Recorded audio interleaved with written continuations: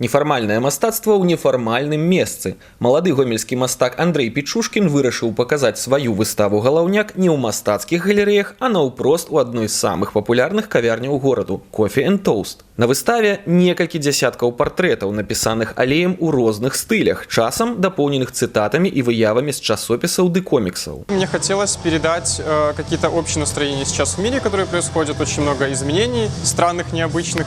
Ну и как такая головная боль, проблема. Ну и у каждого у нас есть свой личный головняк, и у меня тоже, о котором хотелось бы рассказать, поведать. Фішкаю экспазіцыі сталіся і два інтэрактыўныя аб'екты. Аўтапартрэт аўтара, дзе кожны ахвотны можа пакінуць свой допіс ці малюнак, і адмысловы куб, які можна бясконца круціць пад столлю. Я считаю, что это правда круто, и таким образом новые таланты, таким образом они появляются на глазах у других людей. Я считаю, это хорошо и классно. Я считаю, что должно быть разнообразие.